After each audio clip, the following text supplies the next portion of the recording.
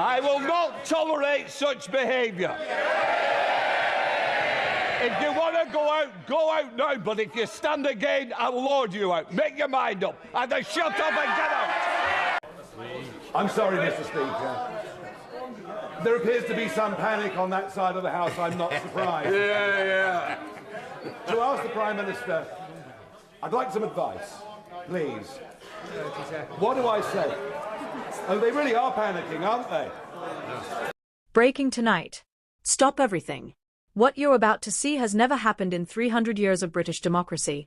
A sitting Prime Minister just got physically removed from Parliament by security guards after completely losing his mind on live TV.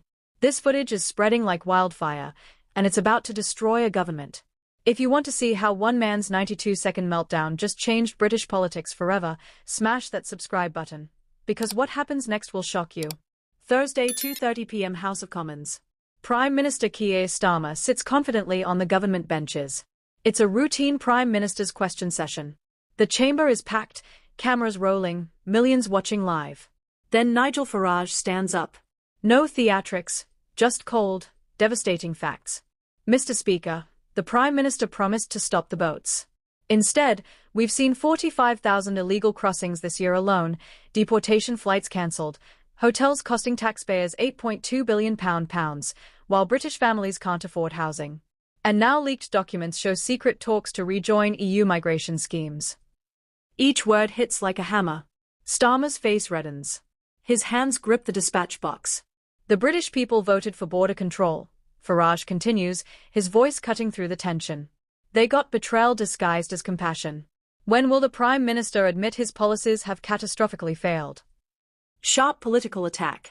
Nothing unusual. Starmer could deflect, defend, debate. Instead, he explodes. He doesn't wait for permission. He doesn't follow protocol. He erupts from his seat, finger jabbing across the chamber. How dare you? How dare you lecture this government about compassion when all you do is spread hatred and division? The chamber goes silent. This isn't politics anymore. This is pure rage. But Starmer keeps screaming, his voice climbing higher. You have no right to speak about British values. You've spent your career tearing this country apart.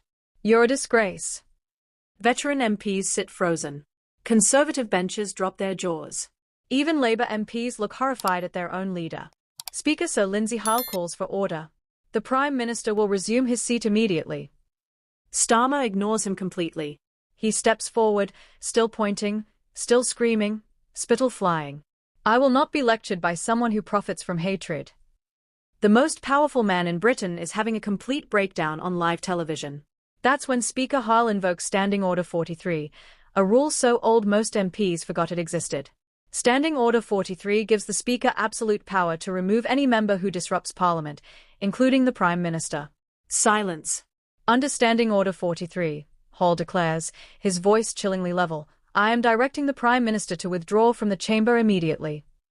Dead silence. You can hear cameras clicking. Starmer stands there, trembling, dishevelled. You cannot be serious. I am entirely serious. Security, please escort the Prime Minister from the chamber. And there it is, the moment that changes everything. Two security officers walk toward the Prime Minister of the United Kingdom. Starmer doesn't move at first. He looks around desperately. Nobody comes to save him. This is outrageous, he says. But his voice is smaller now. The fight is leaving him. The decision stands. Hal responds. You must leave. The cameras capture every second. The most powerful man in Britain, shoulders slumped, walking toward the exit, flanked by security guards. His authority drains away with every step. But the most devastating moment is still coming. As Starmer reaches the doors, Nigel Farage speaks again. His voice is quiet, controlled. This is what happens when politicians can't defend their failures. They lash out. They break down. But the people of Britain deserve leadership, not tantrums. The contrast couldn't be more brutal. One man completely losing control. The other staying calm under incredible pressure. Within minutes, social media explodes. #PM thrown out trends globally. The footage gets shared millions of times. International news networks interrupt programming to show the unprecedented scenes. But the real damage is just starting. Flash polls show Starmer's approval collapsing, down 20 points in 24 hours. In working-class communities across northern England, Labour's heartland, the reaction is brutal. Local radio stations flood with angry callers. "He's supposed to be our leader," says one Liverpool caller. "If he can't control himself in Parliament, how can he control the country? I voted Labour my whole life, but I'm done." Focus groups reveal devastating damage.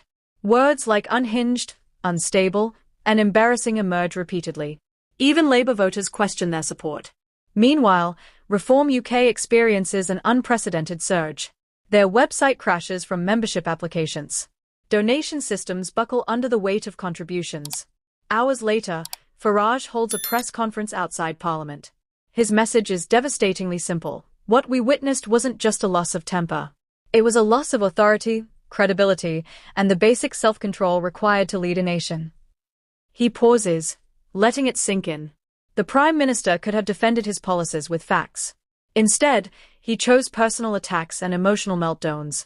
Britain faces serious challenges. These require steady leadership, not unstable reactions. The clip spreads across every platform. Within 48 hours, it's viewed over 60 million times worldwide. International reaction is swift and damaging. Macron's office expresses concern about UK political stability. Commonwealth reactions are most telling. When Australia's PM is asked about confidence in British leadership, his pause speaks volumes. Back home, Labour panic sets in.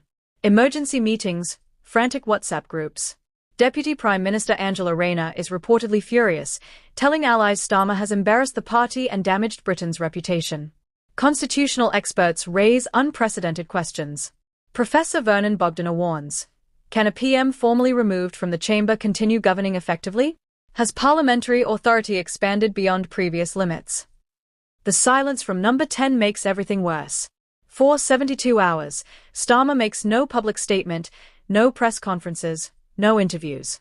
Britain's leader goes silent when leadership is most needed.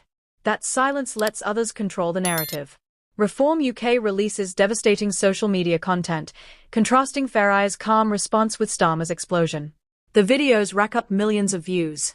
Polling data a week later reveals the true earthquake. Labour drops to 26%, their lowest since the last disaster. Reform UK surges to 25%, within touching distance of becoming the official opposition. Conservatives hold at 32%. Most significantly, when asked who'd make the best PM, Farage moves into second place behind Sunak, miles ahead of Starmer.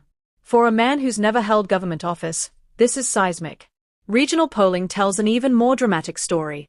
In traditional Labour strongholds across the north, Reform UK is now competitive. Britain's political map is being redrawn in real time.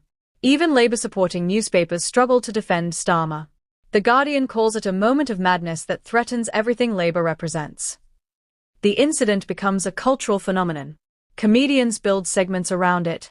Thrown out of Parliament enters everyday conversation. But beneath the humour, something serious is happening.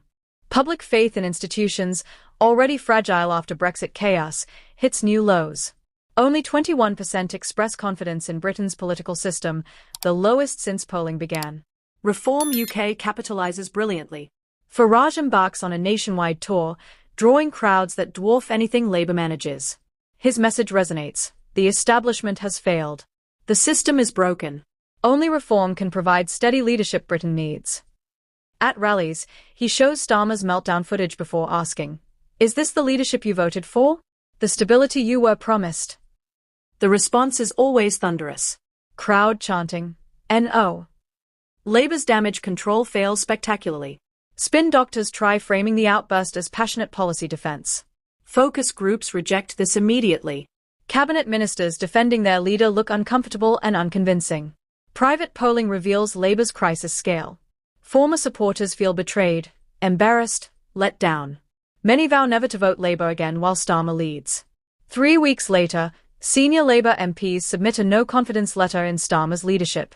The rebellion accuses the PM of bringing disgrace to our party and embarrassing our nation. As this crisis deepens, one thing becomes clear. That explosive rage moment didn't just damage Starmer personally. It fundamentally altered British politics forever. The old order is crumbling. Something new is rising to replace it. But here's where it gets really interesting. Legal experts discover Standing Order 43 has never been Supreme Court tested. Can the Speaker really eject a sitting PM? Does Parliament have constitutional authority over the government head? Within days, this reaches Britain's highest court. For the first time in modern history, the Supreme Court must decide whether parliamentary authority supersedes executive power. The implications are staggering. If the court backs the Speaker, it establishes Parliament's supremacy over the executive in unprecedented ways. If they rule for Starmer, it raises questions about his authority after such public humiliation. Meanwhile, the political earthquake continues. Latest polling shows Reform UK has overtaken Labour as the largest opposition party.